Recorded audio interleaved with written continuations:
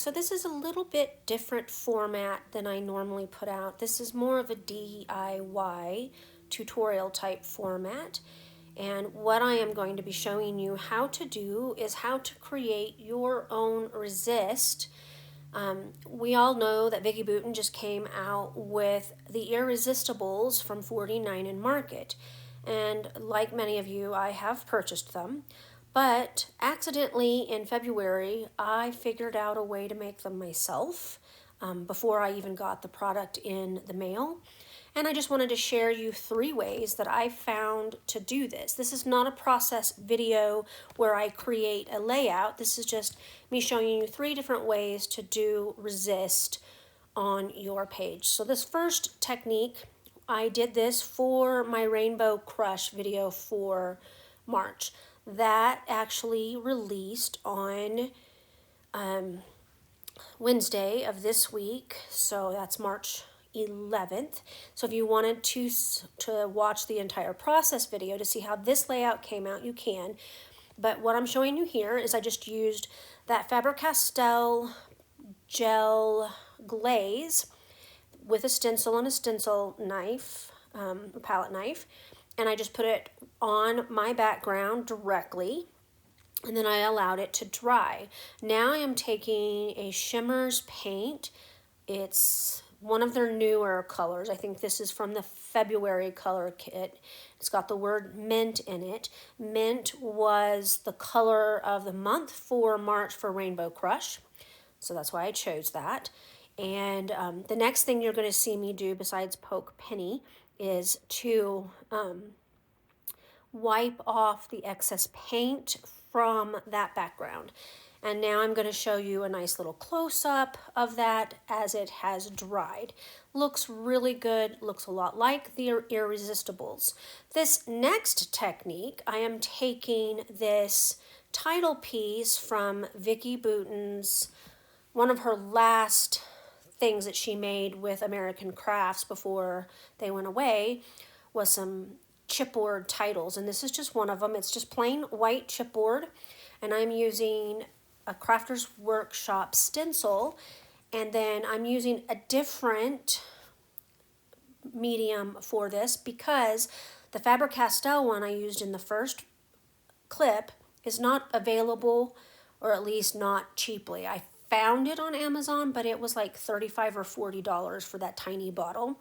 This was half that price. So, and I figured you can probably get that at Michael's or Hobby Lobby. So I pulled that up. I'm going to let it dry fully, and then I'm going to just come in with the 49 in Market Mint Chill ink, and I'm going to ink this up. I was creating this title for my Rainbow Crush layout. I ended up not using the title because I changed out the photo, which meant I changed out the title that I had chosen for the photo that this was originally for. So all that to say, if I had realized I wasn't going to use it, I would have used a darker color so that this would come across a little bit easier. But you're going to be able to see that beautiful resist in the close-up here in a second. This was very easy to do. Yes, a little bit of time consuming. The most time consuming thing is actually allowing it to dry, because as you saw, the stenciling went really fast, and I really enjoyed playing with this product like this. So I will link up the product that I use down in the bottom in case you want to get it yourself and play as well. I just think this is a great way to use your own stash to create something that's new on the market. This last technique, I'm going to be using a stamp and Uti, which is ultra thick embossing enamel, to create another resist. And this is really fun. So I'm taking a background stamp, and at first I pull out the wrong one. This would have been a great stamp as well, but I had a different stamp in mind for this background. I believe this stamp probably came from Amazon or AliExpress. Not positive. And I will not be linking that up down below. I am trying to use my Ranger embossing dabber. Nothing's coming out, or very little is coming out. I don't know if I'm going to be able to get that to work again. So I do give up on using this particular product to make the Resist.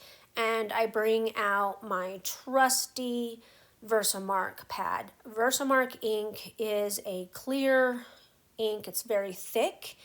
You can use it just to stamp on your paper and not cover it with anything, but I mostly use it when I'm wanting to do clear embossing powder. And I used to use it a lot more than I did. The other fun thing you can do with Versamark, as I digress here, is if you take like a flower stamp and stamp it on colored cardstock, you're going to get a tone-on-tone pattern. It will show. You don't have to put anything on top of it, and it's really cool. I've done that too, but it's been a long time since I've done that as well. So all I'm doing is just creating a large place for Resist. It's not quite in the middle of that 12 by 12 cardstock, but it is close, and it's gonna kind of replace a lot of the pattern paper that I normally like to use on my layouts. I am using a piece of scrap cardstock there so that I don't stamp on my glass mat. My poor glass mat got really dirty when I was playing with all of these techniques. Penny is very, very curious. We've already had a paint mishap with her this month, so I am kind of tapping her out of the way. I'm not being mean to her. She just needs reminder that she cannot eat embossing powder, because she will. The things that I have to say to that kitten, I swear she's part dog. Anyway, I use a heat gun to go ahead and melt that Uti. Again, it's ultra thick embossing enamel. It's basically a chunkier version of clear embossing powder, and I chose it just because I wanted to play with it. There was no particular reason, and I knew that since this was a mixed media background I was making, I did not need to worry about fine details. If you are wanting for fine details to show up on something, Uti is not the product that you want to use. You want to use a finer embossing powder, but for this was fun, and I am taking my sweet time with my heat gun on here, moving back and forth quite a bit, because if you stay in one place too long, you will burn the paper. Ask me how I know. So I go over this several times before I get it fully melted the way that I want it to. And again, it might be taking a little bit longer than normal because I am using Uti instead of the finer embossing powder. But I do finally get this melted the way that I like. And I know you can't see it on your screens, but there's such satisfaction watching this product melt in front of you. I don't know why, it just gives me a bunch of satisfaction just to watch that melt. I know, I'm silly, but here I'm just going back over it one more time before I start playing with the actual product. Now I have, let it cool down just a little bit, and I'm going to sprinkle these magical shakers on here. I chose that green, and I chose this orangish color. I'm sorry, I don't know the names of them off the top of my head. And then this yellow, and really like that yellow. It's probably good since I got a little heavy-handed pouring that on there. I'm going to use my little spritz and spray that water and kind of let it spray around a little bit. Add a little bit more. I'm going to add water until I think it's enough, but I'm trying to be careful not to oversaturate my paper. Although this is a Vicki Boutin's Foundations paper, it is still going to buckle when it gets wet. As you can see, it's already bending. And so I'm trying not to add a whole lot of water if I can help it. Now I'm just using one of my water brushes to kind of smear it around a little bit. That way I get a little bit more coverage here. And I'm just going to kind of continue doing that because, I mean, I could continue spraying water on that, but again, I was trying not to saturate my paper if at all possible. I love how this turned out. That resist makes me super happy. All right, so you got to see me play around with 3 different ways to make Irresistibles with your own stash, stamps, and or stencils. And so I want to show you how I used them. These videos where I created these layouts, the process videos for them, are on my channel, and I'll try to link those up down below so that you don't have to go searching for them. This is my Rainbow Crush layout for March, and you saw how I created this resist technique using a stencil and this glaze that I have, which is called, this is the Faber-Castell glaze. It is semi-matte, it's maybe more like semi-gloss, but it still worked beautifully to make a resist technique.